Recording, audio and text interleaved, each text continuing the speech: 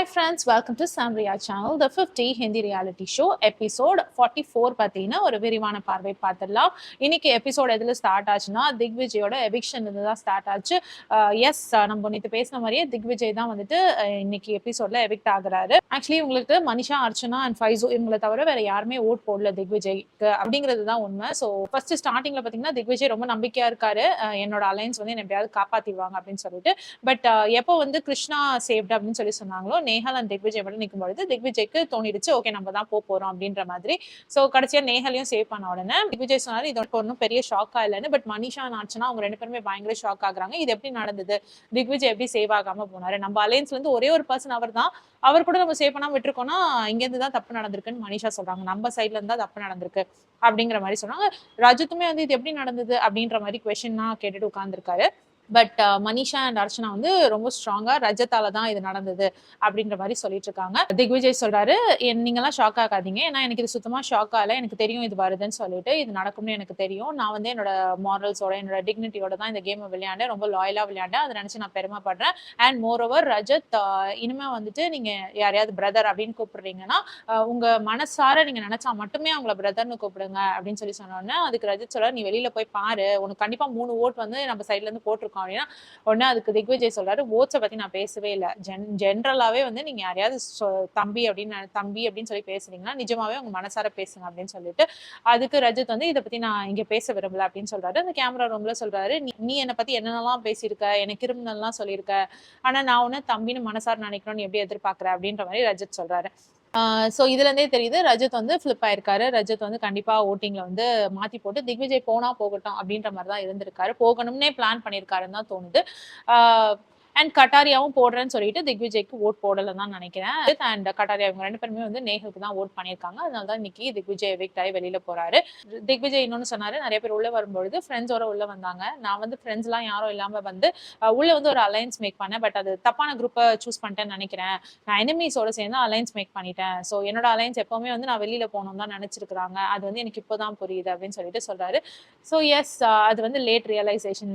நானும் யோசிச்சு பார்த்தேன், அதை மேபி இவர் பிரின்ஸ் டீமோட சேர்ந்திருந்தாருன்னா இவர் ஸ்ட்ராங் பிளேயர் அப்படிங்கிற காரணத்துக்காக மேபி பிரின்ஸ் வந்துட்டு ஹெல்ப் பண்ணியிருக்கலாம். பட் பிரின்ஸ் டீமுக்கு போனா நிறைய அட்ஜஸ்ட் பண்ணிட்டு போகணும், பிரின்ஸ் சொல்றது கேட்கணும், அதெல்லாம் வந்து திக்விஜய்க்கு முடியாது. திக்விஜய் வந்து நான் நினைச்சதை செய்யணும் அப்படின்னு நினைக்கிற ஒரு பர்சன். ஸோ அவரை வந்துட்டு ரூல் பண்ணலாம் முடியாது, அதனால கஷ்டம் தான் திக்விஜய் வந்துட்டு பிரின்ஸ் டீம்ல விளையாடுறது தான்.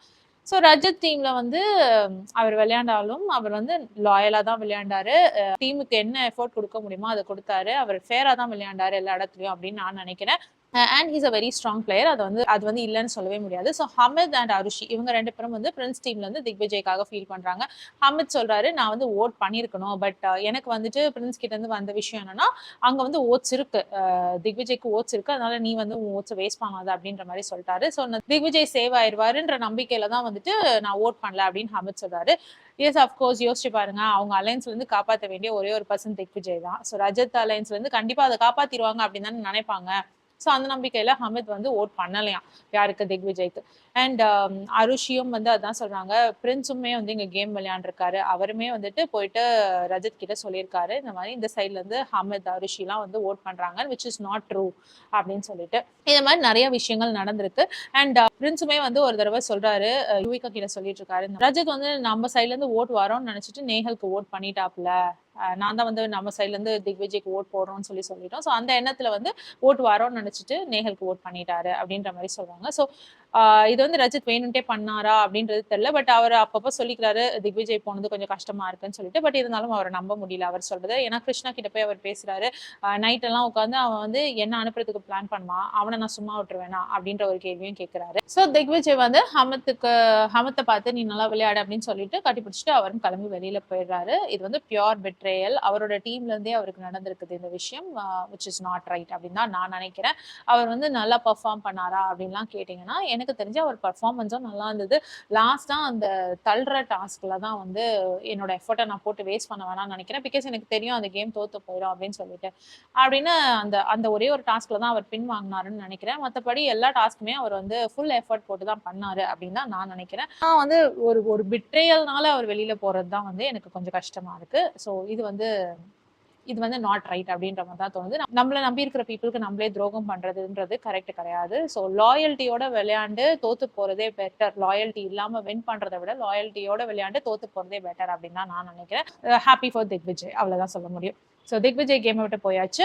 கிருஷ்ணா வந்து சொல்லிட்டு இருக்காங்க, நான் அந்த டேஞ்சர் ஜோன்ல உட்காந்து பார்க்கும்பொழுது தான் தெரிஞ்சிச்சு யார் யார் எப்படிலாம் பேசுறாங்கன்னு சொல்லிட்டு. ஸோ பிரின்ஸ் வந்து கிளியரா சொல்றாரு, நேஹல் அண்ட் கிருஷ்ணா வந்து நம்மளுக்கு ஆப்போசிட்டா போயிட்டாங்க, ஸோ அவங்களுக்கு நம்ம ஓட் பண்ண வேணாம் அப்படின்ற மாதிரி அப்படின்ட்டு. அண்ட் கிருஷ்ணா போயிட்டு பிரின்ஸ் கிட்டையும் கேட்கிறாப்ல, நீங்க வந்து ஏன் நேஹலுக்கு ஓட்டிங் பத்தி பேசவே இல்லை அப்படின்னு. அப்போ வந்து கிருஷ்ணா கிட்ட பிரின்ஸ் சொல்றாரு, நாங்க ஏன் பேசணும், அவ வந்து சொல்லிட்டால நான் வந்து வேணும்ட்டு அண்டர் பர்ஃபார்ம் பண்ணி தான் விளையாண்டேன் அப்படின்னு சொல்றா, என் மேல தேவையில்லாத பழிய போடுறா, நான் கேர்ள்ஸ்க்கு ஆப்பர்ச்சுனிட்டி கொடுக்கறது இல்லைன்ற மாதிரி சொல்றா. ஸோ நான் எதுக்காக வந்துட்டு அவளுக்கு ஓட் பண்ணணும், அவளை சேவ் பண்ணணும் அப்படின்ற மாதிரி பிரின்ஸ் கேட்கிறாரு. ஓகே, இது ஒரு பக்கம் யோசிச்சா நியாயமான கேள்விதான். நேஹலுக்கு வந்து ஃபேர் சான்ஸ் கொடுக்கலையா அப்படின்னு கேட்டா எனக்கு சான்சஸ் கொடுத்த மாதிரி தான் இருந்தது. சில இடங்கள்ல வந்து டாஸ்க் பண்ண விடாம பிரின்ஸ் தடுத்த மாதிரி தெரிஞ்சிச்சு. பட் ஒரு டீமா ஒரு கேங் சேர்ந்து விளையாடணும் அப்படின்ற பொழுது எல்லாருக்குமே வந்து சான்ஸ் ஈக்குவலா கொடுக்கறது தான் ரைட். நேஹல் வந்து அப்படி நினைக்கிறது கரெக்டான்றது எனக்கு தெரியல. பட் ஸ்டார்டிங்லாம் நேஹல், ஷைனி இவங்கள தான் வந்து எப்பவுமே டேஞ்சர் ஜோன்ல போட்டுருந்தாங்க. எப்போ வந்து நேஹல் வாய்ஸ் அவுட் பண்ண ஆரம்பிச்சாங்களோ அதுக்கப்புறம் தான் வந்து அவங்களுக்கு நிறைய கேப்டன் பதவிலாம் கொடுக்க ஆரம்பிச்சாங்க அவங்க டீம்ல. ஸோ ஒரு பக்கம் வந்து வாய்ஸ் அவுட் பண்ணா கொஞ்சம் கிடைக்குது லீனியன்சி அப்படின்னு தெரியுது. அண்ட் ஷைனியும் அதே தான் சொல்றாங்க, நான் சாஃப்ட் டார்கெட் அப்படிங்கிறதுனால எப்போ பார்த்தாலும் என்ன தூக்கி டேஞ்சர் ஜோன்ல போடுறது, இது பண்ண அது பண்ணுன்னு சொல்றது, நீங்க எனக்கு இம்பார்ட்டன்ஸே கொடுக்க மாட்டேங்கிறீங்க, நான் வந்து ஏதோ உங்ககிட்ட ஒழுங்கா நடந்துக்கிறேன், நைஸா நடந்துக்கிறேன் அப்படின்றதுக்காக எப்போ பார்த்தாலும் என்னையே வந்து நீங்க எல்லாத்துலயும் வந்து லீஸ்டா யோசிக்கிறீங்க அப்படின்னு சொன்னாங்க. அதுக்கு பிரின்ஸ் வந்து அப்படி கிடையாது, எல்லாருக்குமே ஈக்குவல் ஆப்பர்ச்சுனிட்டி தான் கொடுத்துட்டு இருக்கோம், நீ அப்படி நினைக்காத, இல்லைன்னா இவ்வளவு நாள் சேவ் பண்ணி உன்னை வச்சிருக்க மாட்டோமே அப்படி இப்படின்னு சொல்லிட்டு பிரின்ஸ் வந்துட்டு ஷைனிக்கு ஆறுதல் சொல்லிட்டு இருக்காரு. So you not left out anywhere அப்படின்ற மாதிரி பிரின்ஸ் வந்து ஷைனிக்கு ஆறுதல் சொல்லிட்டு இருக்காரு. நான் மனிஷா இவங்க 2 பேரும் போயிட்டு கூட ரஜத் கிட்ட கேட்கறாங்க, நீங்க ஏன் வந்து ஓட் பண்ணல, எப்படி திக்விஜய் வெளில பண்ணாரு அப்படின்னு சொல்லி கேட்கும்பொழுது ரஜத் வந்து நான் வந்துட்டு ஓட்ஸ் போடணும்னு நினைச்சது உண்மைதான், இவ்வளவு ஓட்ஸ் வந்து திக்விஜய்க்கு நான் போட்டேன் தான், ஆனாலும் அவர் வந்து வெளியில போயிட்டாரு, ஆனா நான் இதுக்கான எக்ஸ்பிளனேஷன் யாருக்கும் கொடுக்கணும்னு அவசியம் கிடையாது அப்படின்னு சொல்லிட்டு ரஜத் எஞ்சி போயிட்டாரு. கிருஷ்ணா வந்து ஊர்வஷி கிட்ட சொல்லிட்டு இருக்காங்க, இன்னையில இருந்து நான் வந்து சோலோவா விளையாட போறேன், யாருமே என்னோட ப்ரையாரிட்டி இல்ல, நான் வந்து எனக்காக நான் விளையாட போறேன், நான் என்ன மட்டும் தான் பாத்துக்க போறேன் அப்படின்ற மாதிரி கிருஷ்ணா சொல்றாங்க. ஸோ நெக்ஸ்ட் டே மார்னிங் ஆயிடுச்சு. ஸோ ரிதி கிட்ட வந்துட்டு கிருஷ்ணா கேட்டுட்டு இருக்காங்க, நீ யாரோட சேர்ந்து விளையாட போற அப்படின்ற மாதிரி. நான் ஃபைசு டீமோட விளையாட போறேன் அப்படின்னு சொல்றாங்க. ஏன்னா வந்து ரிதி வந்து ரொம்ப பிஸ்ட் ஆஃப் அவங்க டீம்ல நினைச்சு, அவங்க டீம்ல வந்து இவங்களுக்கு ப்ரையாரிட்டி கொடுக்க மாட்டேங்கிறாங்க அப்படின்னு நினைக்கிறாங்க. ஸோ அதனால ஃபைசு டீம்ல போய் நான் விளையாட போறேன் அப்படின்ற மாதிரி சொல்லிட்டு இருக்காங்க Riddhi. So next day Archana வந்து சாரி கட்டிட்டு வராங்க. லயன் வந்துட்டு அர்ச்சனாக்காக வெயிட் பண்ணிட்டு, இப்போ லயன் வந்து சொல்றாரு, எனக்கு 2 டீம் வேணும், ஒரு டீம்லயும் 11 பிளேயர்ஸ் கூட்டிட்டு அரினாக்கு வாங்க, ஃபேன்ஸோட மணி பாட்டில் மணி சேர்க்கலாம் அப்படின்னு சொல்றாரு. சரின்னா அரினாக்கு வந்து பார்த்தா என்ன கேம்னா, முந்தி ஒரு கேம் எடுத்துட்டு வந்து வச்சாங்க, அப்போ வந்து இவங்களுக்குள்ள சண்டை நடக்கவும் டைம் ஆயிடுச்சுன்னா அந்த கேம் பேக் பண்ணி எடுத்துட்டு போயிடுவாங்க. ஸோ அதே கேம் இப்போ திரும்பி வந்திருக்கு. அரிசி மாவு அரைச்சு அதை வந்துட்டு கார்டு வழியா ஒருத்தருக்கு பாஸ் பண்ணி அந்த பவுல்ல கொட்டணும். ஸோ யார் வந்து அதிகமா பவுல்ல வந்துட்டு மாவு சேர்க்கிறாங்களோ அவங்க தான் வின்னு அப்படின்ற மாதிரி டாஸ்க். ஸோ இது மூலமா ஃபேன்ஸோட மணி பாட்ல ஒரு கணிசமான அமௌண்ட் சேரும் அப்படிங்கிறது ஒரு விஷயம். ஸோ அப்படி இருக்கும் பொழுது அந்த கேமை விளையாட ஆரம்பிக்கிறாங்க. அந்த கேம்ல பாத்தீங்கன்னா விக்ராந்த் அண்ட் கிருஷ்ணா இவங்க 2 பேரும் captain. So Krishna and Vikrant இவங்க 2 பேர் தான் வந்து உட்காந்து அரிசி மாவை அரைக்கணும். அதுவும் ஓல்டு ஸ்டைல்ல அரைக்கிற மாதிரி இப்படி ஆட்டுக்கல்ல அரைக்கணும். கிருஷ்ணாக்கு வந்து அது தெரியாதான் அது எப்படி பண்றதுன்னு சொல்லிட்டு, பட் ஸ்டில் வந்து அது மத்தவங்க சொல்லி தராங்க. அதை வச்சு கிருஷ்ணாவும் அரைக்க ஆரம்பிக்கிறாங்க. ஒரு டைம்ல வந்து மாத்தி அரைக்கும் பொழுது அந்த ஆட்டுக்கல் வந்து உடஞ்சே போயிடுது. திரும்பி ஃபிக்ஸ் பண்ணிலாம் அரைக்க ஆரம்பிக்கிறாங்க. ஸோ இந்த டாஸ்க்ல பாத்தீங்கன்னா யார் வின் பண்ணதுன்னு பாத்தீங்கன்னா பிரின்ஸ் டீம் தான் வின் பண்ணாங்க. பட் யாரோட டாஸ்க் பார்க்க வந்து என்டர்டெய்னிங்கா இருந்தது அப்படின்னு கேட்டா ரஜத் அவங்க டீம் தான், அதாவது கிருஷ்ணா டீம் தான் வந்து ரொம்ப என்டர்டெயின்மெண்டா இருந்தது. ரொம்ப சிரிச்சு சிரிச்சு விளையாண்டாங்க, பயங்கரமா ஃபன் பண்ணாங்க. அந்த மாவு எடுத்து முக்கியமா ரஜத்துக்கு கொட்டும் பொழுது கட்டாரியாவும் ரஜத்தும் வந்துட்டு சிரிப்பே தாங்க முடியல, விழுந்து விழுந்து சிரிக்கிறாங்க. அதனால மாவெல்லாம் நிறைய வேஸ்ட் ஆச்சுன்னு வச்சுக்கோங்களேன். ஸோ இதனால வந்து அப்பப்போ கொஞ்சம் நேஹல் கிருஷ்ணா திவ்யா இவங்கெல்லாம் கொஞ்சம் அப்செட் ஆனாங்க தான். என்னடா இவ்வளோ எங்களோட வேலை இவ்வளோ செய்யறோம், அவ்வளோ வேலையும் வேஸ்டா போதே அப்படின்ற மாதிரி இருந்தாலுமே ஒரு பக்கம் ஃபன்னா இருக்கு, ஜாலியா இருக்குன்னு அதை என்ஜாயும் பண்ணாங்க. ஸோ கிருஷ்ணாவும் வந்துட்டு அதான் சொல்றாங்க, பிரின்ஸ் டீம் வந்து ரொம்ப சீரியஸா விளையாடிட்டு இருக்காங்க, பிரின்ஸ் டீமுக்கு வந்து ப்ரூவ் பண்ணணும், பாத்தீங்களா எங்க டீம்ல இருந்து அங்க போனீங்க, அவங்க பாருங்க எப்படி இருக்காங்க, நாங்க எப்படி இருக்கிறோம் பாருங்க அப்படின்னு காட்டணும்னு நினைக்கிறாரு.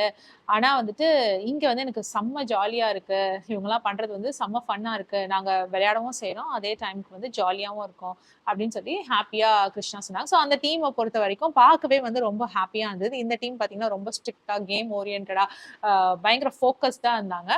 பிரின்ஸுமே சொல்றாரு, இது வந்து ஃபேன்ஸோட மணி பாட்ல மணி சேர்க்கறதுக்கான டாஸ்க். அந்த இடத்துல போயிட்டு ஃபன் பண்ணிட்டு இருக்கிறது வந்து எனக்கு சுத்தமா விருப்பம் இல்ல. அது அந்த டீம் பண்றாங்கன்னா, அது அவங்க தப்பு அப்டின்ட்டு. அண்ட் சிவுமே வந்து இது ரைட் டைம் நம்ம வந்து ஃபேன்ஸோட மணி பாட்ல மணி சேர்க்கிறது. ஏன்னா வந்து ஸ்ருதிகா அப்படியே ஃபேன்ஸோட மணி பாட்ட வந்து பாதியாக்கிட்டு போயிட்டாங்க. அதனால கண்டிப்பா வந்துட்டு நம்ம மணி சேர்த்தே ஆகணும். இந்த டைம்ல வந்து இவங்க இப்படி விளையாடிட்டு இருக்கிறது கரெக்ட் கிடையாது அப்படின்னு சொல்லிட்டு இருக்காங்க. பட் ஸ்டில் சீரியஸ் கேமர்ஸ்லாம் ஒரு பக்கம் இருக்கு. இன்னொரு பக்கம் வந்து ஃபன் கேமர்ஸ் அப்படின்னு சொல்லிட்டு இந்த சைடு ரஜத் அண்ட் கட்டாரியா லக்ஷய் தான் வந்து பயங்கரமா ஃபன் பண்ணிட்டு இருந்தாங்க. அவங்கள வந்து இடம் மாத்தி நிக்க வைக்க பார்த்தாங்க. இருந்தாலும் வந்து ரஜத் வந்து கொஞ்சம் வெட்கப்பட்டார். நேஹலோடலாம் வந்து அந்த டாஸ்க் விளையாடுறதுக்கு. திரும்பவும் கட்டாரியா அண்ட் லக்ஷய் இவங்க 3 பேரும் ஒண்ணா நின்னுட்டு ஃபன் தான் பண்ணிட்டு இருந்தாங்க. ஸோ டாஸ்க் வந்து அவங்களால டைம்க்கு முடிக்க முடியல. அப்புறம் லயன் வந்து எக்ஸ்ட்ரா டைம் கொடுத்து அவங்களோட டாஸ்க்க முடிக்க வச்சாரு. ஸோ மொத்தத்துல பார்த்தீங்கன்னா, அந்த டாஸ்க் வந்து பயங்கர ஃபன்னா என்ஜாய் பண்ணி பண்ணாங்க. அண்ட் இதுல என்ன பியூட்டினா, வேற அலையன்ஸ்லேருந்து அதாவது பிரின்ஸ் அலையன்ஸ்லேருந்து ரஜத் டீமுக்கு வந்திருந்தாங்க இல்லையா? திவ்யா, கிருஷ்ணா, நேஹல் அண்ட் ரிதி இவங்கலாம் கூட வந்திருந்தாங்க. ஸோ இதெல்லாம் அவங்க 4 பேருமே வந்து இந்த டாஸ்க் வந்து பயங்கரமா என்ஜாய் பண்ணாங்க. என்னதான் வந்து தோத்து போயிட்டாலுமே வந்து ஃபன்னா இருந்தது அப்படின்றது வந்து அவங்க எல்லாருமே ஒத்துக்கிட்டாங்க. பயங்கர ஃபன்னா, ஹாப்பியா இருந்தது இந்த டாஸ்க் அப்படின்னு சொல்லிட்டு அவங்க எல்லாருமே ஒத்துக்கிட்டாங்க. அண்ட் கிருஷ்ணா வந்துட்டு எனக்கு இந்த மாதிரி ஒரு எக்ஸ்பீரியன்ஸ் கொடுத்ததுக்காக ரொம்ப தேங்க்ஸ். அதாவது ஆட்டுக்கல்ல ஆடுற எக்ஸ்பீரியன்ஸ் அண்ட் அப்புறம் இந்த டாஸ்க் ஃபன்னா பண்றதுக்கான ஒரு ஆப்பர்ச்சுனிட்டி கொடுத்ததுக்காக என்னோட டீமுக்கே வந்து ரொம்ப பெரிய தேங்க்ஸ் அப்படின்ற மாதிரி கிருஷ்ணா சொன்னாங்க. பிகாஸ் கிருஷ்ணா வந்து பார்ன் வித் சில்வர் ஸ்பூன் அப்படின்ற மாதிரி தானே ஜாக்கி ஷெராஃபோட பொண்ணு. ஸோ அவங்க இதெல்லாம் பார்த்துருக்க மாட்டாங்க, பண்ணியிருக்க மாட்டாங்க. ஸோ அவங்களுக்கு இந்த மாதிரி ஒரு ஆப்பர்ச்சுனிட்டி கிடைக்கும் பொழுது அது வந்து அவங்களுக்கு பெருசா தோணி இருக்கு. ஸோ அதுக்காக ரொம்ப பெரிய தேங்க்ஸ் அப்படின்ற மாதிரி கிருஷ்ணா சொன்னாங்க. அண்ட் அர்ச்சனா சாரி கட்டியிருந்ததுனால இந்த டாஸ்க்ல அவங்க பார்ட்டிசிபேட் பண்ணல. அவங்க வந்து குயின் மாதிரி உட்காந்து பார்த்துட்டு இருந்தாங்க, ஆடியன்ஸ் மாதிரி இந்த டாஸ்க் எப்படி நடக்குது அப்படின்னு சொல்லி பார்த்துட்டு இருந்தாங்க. ஸோ இதனால திவ்யா வந்து லக்ஷய் கிட்ட கேட்கறாங்க, எதுக்காக வந்து ஆப்போசிட் டீம் ரொம்ப அமைதியா உட்காந்துருக்காங்க, அதாவது பிரின்ஸ் டீம் வந்து எல்லா கேம்லாம் முடிச்சுட்டு அமைதியா உட்காந்துருக்காங்க. ஸோ அவங்க கேட்கும்பொழுது அதுக்கு லக்ஷய் சொல்றாரு, அவங்கலாம் வந்து அலையன்ஸ்க்காக தான் சேர்ந்திருக்க மக்கள், அவங்கலாம் ஃப்ரெண்ட்ஸ் கிடையாது, நம்மளாம் ஃப்ரெண்ட்ஸ் ஜாலியா இருக்கும் அப்படின்ற மாதிரி சொன்னாரு. அது ஒரு வகையில ஒத்துக்கிற மாதிரி தான் இருந்தது. செம ஃபன்னா அந்த கேம், அதாவது தோத்தாலும் ஜெயிச்சாலும் வந்து அந்த டீம் வந்து ஜாலியா இருந்த மாதிரி இருந்தது. ஸோ இது மூலமா ஃபேன்ஸோட மணி பாட்ல ஒரு 3 லேக் ருபீஸ் சேர்ந்துச்சு. இப்ப ரிதி வந்து யுவிகா கிட்ட சொல்லிட்டு இருக்காங்க, ஷைனி வந்து ரொம்ப பண்றா, ஷைனி வந்துட்டு எப்ப பார்த்தாலும் தான் வந்து லெஃப்ட் அலோன்னே சொல்லிட்டு இருக்கா. அண்ட் அவ என்கிட்ட ஆட்டிடியூட் காட்டுறா. நான் வந்து சிவித் கிட்ட பேசுறதுலாம் அவளுக்கு பிடிக்கவே இல்லை. சிவித் கிட்ட வந்து நான் கொஞ்சம் ஓவர் ஃப்ரெண்ட்லியா இருக்கேன் அப்படின்ற வார்த்தையை யூஸ் பண்ணதுனால அவளுக்கு வந்து அது பிடிக்க மாட்டேங்குது அப்படின்ற மாதிரி சொல்லிட்டு இருந்தாங்க. ஸோ சிவத்துமே வந்து அந்த ஓவர் ஃப்ரெண்ட்லி அப்படின்ற வார்த்தைக்காக கோச்சிக்கிட்டாரு ரிதி கிட்ட. அந்த ஓவர் ஃப்ரெண்ட்லின்ற வார்த்தையை சொல்லக்கூடாதான்.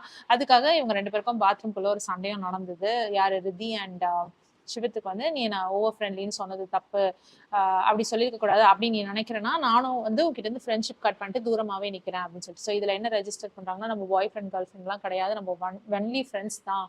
அதை தாண்டி ஓவர் ஃப்ரெண்ட்லிலாம் போனா நான் வந்து உங்ககிட்ட பேசக்கூட மாட்டேன் அப்படின்ற மாதிரி சிவத் வந்து பார்டர் போட்டு வைக்கிறாரு. நான் நல்லா ஃப்ளர்ட் பண்ணுவேன். ஃப்ரெண்டுன்ற முறையில நான் நல்லா ஃப்ளர்ட் பண்ணுவேன். ஆனா வந்துட்டு அத தாண்டி நான் போக விட மாட்டேன் அப்படிங்கிறதுல வந்து அவர் குறியா இருக்காரு. ஸோ இது ஒரு பக்கம் இருக்க. ரிதி வந்து சொல்றாங்க, சிவித் கிட்ட எல்லாத்துக்கும் காரணம் ஷைனி தான். ஷைனி வந்துட்டு ரொம்ப நான் வந்து அலோனா இருக்கேன் அப்படின்னு எப்ப பார்த்தாலும் சொல்லிக்கிட்டே இருக்கா. ஸோ அதுக்காக தான் நான் அந்த வார்த்தையை யூஸ் பண்ணேன். ஓவர் ஃப்ரெண்ட்லி அப்படின்ற வார்த்தையை யூஸ் பண்ணேன் அப்படின்ற மாதிரி அவங்க சைட்ல இருந்து அவங்க கன்சர்னை சொல்லிட்டு இருக்காங்க. அப்புறம் ஷைனி கிட்டயும் போய் சொல்லிட்டு இருக்காங்க, உன்னை யாருமே இங்க தனியா விடல, ஓகேவா? நீயா நினைச்சுக்கிற நீ தனியா இருக்கிற மாதிரி, எல்லாரும் உனக்கு ஓட் பண்றாங்க, எல்லாரும் உன்னை சேவ் பண்றாங்க. அப்படி இருக்கும் பொழுது நீ எப்படி அலைன்ஸ்ல தனியா இருக்கிற நீ நினைச்சுக்கிற, யாருமே உன்னை தனியா விடல அப்படின்னு சொல்லிட்டு இருக்காங்க ரிதி. இன்னொரு பக்கம் கேமரா ரூம்ல போய் சொல்லிட்டு இருக்காங்க. ரிதி என்ன சொல்றாங்கன்னா, ஒருவேளை ஷைனி வந்து என் பிளேஸ் எடுக்க பாக்குறாளோ அப்படின்ற மாதிரி எனக்கு தோணுது. ஃபர்ஸ்ட் ரிதிக்கு என்ன பிளேஸ் இருக்கு அங்க அப்படின்னு எனக்கு தெரியல. எஸ், யுவிகாவோட நல்ல ஃப்ரெண்ட்ஷிப் இருக்கு. ஸோ அது மூலமா அவங்க சர்வைவ் ஆயிட்டு இருக்காங்க. அது மட்டும் இல்லாம கலர்ஸ் சேனலும் வந்து ஹெல்ப் பண்ணிட்டு இருக்கு. ஸோ ரிதி வந்து பெருசா பெர்ஃபார்ம் பண்ணலனாலும் அந்த வீட்டுல அவங்க இருக்கிறதுக்கு காரணம் வந்துட்டு அவங்களோட இமேஜ் தான் சொல்லணும். ஸோ வந்து கிருஷ்ணா அண்ட் யாரு கிருஷ்ணா அண்ட் நேஹல் இவங்க 2 பேரையும் வந்துட்டு டெனுக்கு கூட்டிட்டு போய் டேர் தரத்துக்காக லயன் கூப்பிடுறாரு. ஸோ என்ன டேர் அப்படின்னு பாத்தீங்கன்னா, அவங்க 2 பேரையும் வந்துட்டு ஒரு ஜாக்கெட்ல போட்டு கட்டி வச்சிருவாங்களாம். அதுக்கப்புறம் பிளைண்ட் ஃபோல்டும் போட்டுருவாங்களாம். அது இல்லாம அவங்க மேல வந்து சாவி வச்சு லாக் பண்ணிருப்பாங்களாம். ஸோ இவங்க ஃபர்ஸ்ட் அந்த கட்டிருக்காங்களா அந்த ஜர்க்கினை கழட்டிட்டு, அதுக்கப்புறம் பாத்தீங்கன்னா பிளைண்ட் ஃபோல்டையும் கழட்டிட்டு, அந்த பூட்டு 6 பூட்டு இருக்குமா, அந்த 6 பூட்டையும் திறந்து ரிலீஸ் ஆனாங்கன்னா ஃபேன்ஸோட மணி பாட்ல 2 லேக்ஸ் சேர்ந்துருமா. அது இல்லாம ஜெயிக்கிறவங்களுக்கு ஒரு அட்வான்டேஜ் இருக்கலாம், தோக்குறவங்களுக்கு ஒரு டிஸ்அட்வான்டேஜ் இருக்கு அப்படின்ற மாதிரி லயன் சொல்றாரு. ஸோ இந்த கேம்ல பார்த்தீங்கன்னா, நேஹல் தான் வின் பண்றாங்க. கடகடன்னு லாக் எல்லாம் திறந்துடுறாங்க. இவங்களுக்கு பார்த்தீங்கன்னா, கிருஷ்ணாக்கு பார்த்தீங்கன்னா, லாக்கே திறக்க தெரியல. அவங்க வந்து இதுவரைக்கும் லாக்கே திறந்தது கிடையாதாம். அதுக்கு அருஷி வந்து சொல்றாங்க, "எனக்கு புரியுது. ஜாக்கி ஷெராஃப் வீட்ல வந்து பிறந்து வளர்ந்த ஒரு பொண்ணு, பணக்கார வீட்ல பிறந்து வளர்ந்த பொண்ணு. அதெல்லாம் நான் அக்செப்ட் பண்ணிக்கிறேன். பட் ஒரு லாக் திறக்க தெரியாதா? இத கேட்டாலே வந்து எனக்கு சிரிப்பு தான் வருது." அப்படின்ற மாரி சொல்றாங்க. அர்ச்சனா எல்லாருமே வந்து கிண்டல் பண்ணிட்டு தான் இருக்காங்க. அண்ட் மனிஷாவும் வந்துட்டு லயன் ரூம்க்கே வந்து கத்திட்டு இருக்காங்க. "இங்க பாரு, லாக்குக்கு வந்து நல்லா உள்ள சாவிய விடு. சாவிய விட்டு அதுக்கப்புறமா திருப்பு. சாவி உள்ள போலன்னா அது வந்து அதுக்கான சாவி கிடையாது. ஸ்ட்ரக் ஆகுதுன்னா அதுக்கான சாவி கிடையாது." அப்படின்னு ஹெல்ப் பண்ண கத்துட்டு இருக்காங்க. கிருஷ்ணா சொன்னாங்க, "அது எல்லாத்தையும் நான் ஃபாலோ பண்ணிட்டு தான் இருக்கேன். பட் ஸ்டில் வந்து எனக்கு ஓப்பன் ஆக மாட்டேங்குது." ஸோ அவங்களால ஒரு லாக் கூட ஓப்பன் பண்ண முடியல. ஸோ நேஹலுக்கு வந்து இப்போ வின் பண்ணதுனால அவங்களுக்கு ஒரு அட்வான்டேஜ். பிளஸ் ஃபேன்ஸோட மணி பாட் ஒரு 2 லேக்ஸ் ஆட் ஆயிடுச்சு. ஏற்கனவே வந்து அந்த ஃபேன்ஸோட மணி பாட்ல வந்து கேம்னால ஒரு 3 லேக்ஸ் ஆட் ஆயிருக்கு. ஸோ இன்னைக்கு இன்னொரு 2 லேக்ஸ் 5 லேக்ஸ் ஆட் ஆயிடுச்சு. பிளஸ் நேஹலுக்கு ஒரு அட்வான்டேஜ் இருக்கு அண்ட் கிருஷ்ணாவுக்கு ஒரு டிஸ்அட்வான்டேஜ் இருக்கு. ஸோ இது முடிச்சு வெளியில வந்த உடனே அர்ச்சனா வந்துட்டு எப்பவும் சாரி போட்டுட்டு சும்மா ஃபைசு கிட்ட போயிட்டு, ஃபைசு தூங்கிட்டு இருக்காரு. அவர்கிட்ட போயிட்டு சும்மா ஃபிளர்ட் பண்ற மாதிரி அவர் பக்கத்திலேயே படுத்து அவரை பார்த்துட்டு இருக்கிறாங்க. அப்போ ஷிவித் வந்து, "என்னோட பிரதரை விட்டு போ" அப்படின்ற மாதிரி பில்லோ தூக்கி எறிகிறாரு. ஸோ அவர் பில்லோ தூக்கி எறியவும் அந்த பில்லோ ஃபைட்டு 2 பேருக்குள்ள ஆகுது. அதில் ரஜித் வேற வந்துட்டு ஷிவித் மேல பில்லோவெல்லாம் தூக்கி அடிக்கிறது பார்த்தோன்னா ரஜித் வந்து செருப்பெல்லாம் கொடுக்குறாரு, "இந்த இதையும் தூக்கி அடின்னு." அர்ச்சனா வந்து அதெல்லாம் அடிக்க மாட்டேன்னு கீழே போட்டுடுறாங்க. அதுக்கப்புறமா அர்ச்சனாவை எல்லாரும் ஷீட்டை போத்தி கும்முனு குத்தி அதுக்கப்புறம் அர்ச்சனா வந்துட்டு ஃபைசு கிட்ட போயிட்டு சொல்லிட்டு இருந்தாங்க, "பாரு, தூங்கிட்டு இருக்க ஃபைசு கிட்ட போய் சொல்லிட்டு இருக்காங்க, ஹஸ்பண்ட் வந்துட்டு இப்படி தூங்குற, ஒரு ரவுடி பசங்க வந்து என்ன தூக்கி போட்டு மிதிக்கிறாங்க, நீ பார்க்க மாட்டேங்கிற" அப்படின்ற மாதிரி கிண்டலா சொல்லிட்டு இருக்காங்க. அதுவும் இல்லாம ஃபைசு கிட்ட போய் ஃபைசோட தலையை வந்து வருடி கொடுத்துட்டே இருந்தாங்க. அதுக்குள்ள ஃபைசு முழிச்சிட்டு அவர் வார்ன் பண்ணாரு, "என்கிட்ட இந்த மாதிரி சும்மா வந்து பண்ற வேலை வச்சுக்காத" அப்படின்னு சொல்லிட்டு. ஸோ ஃபைசு சொல்றாரு, "ஃபன்னா இருக்கிற வரைக்கும் ஓகே, எப்போ வந்து அது லிமிட் தாண்டி போதோ அதுக்கு மேல நம்ம வந்து பார்டரை க்ளோஸ் பண்ணிடணும்" அப்படின்ற மாதிரி சொல்றாரு. ஸோ ஃபைசு வந்து வார்ன் பண்ணிட்டே இருக்காரு அர்ச்சனாவை, "இந்த மாதிரி பண்ணாத, என்கிட்ட வந்து பண்ணாத" அப்படின்னு சொல்லிட்டு இருக்காங்க. பட் ஸ்டில் வந்து அர்ச்சனா ஒவ்வொரு தடவையும் பார்டர் பண்ணி கிராஸ் பண்ணி வந்துட்டு இருக்காங்க அப்படின்றது வந்து ஃபைசோடைய கம்ப்ளைண்ட் அர்ச்சனாவை பத்தி. ஸோ இதுதான் வந்து முக்கியமான நிகழ்வுகள் இன்னைக்கு எபிசோட்ல நடந்தது. நம்ம வந்து இந்த 50 ஷோவோட ரிவ்யூவை ஆரம்பிச்சிட்டோம். இன்னும் கூட ஒரு 500, 600 பேர் பாக்குறீங்க. ஸோ உங்களுக்காக இந்த ரிவ்யூவை இன்னமும் போஸ்ட் பண்ணிட்டு இருக்கேன். 50 ஷோ முடிகிற வரைக்கும் நான் இந்த ரிவ்யூ போடலான்னு இருக்கேன். ஸோ மொத்தமாவே யாருமே பார்க்கலன்னா ஃபுல்லா ஸ்டாப் பண்ணிடுவேன். ஸோ இதுதான் என்னோட பிளான். இந்த வீடியோ உங்களுக்கு பிடிச்சிருந்தா please like, share and subscribe. வேற ஒரு வீடியோல திரும்பி மீட் பண்ணலாம். Until then, it's bye from Jemima. Take care.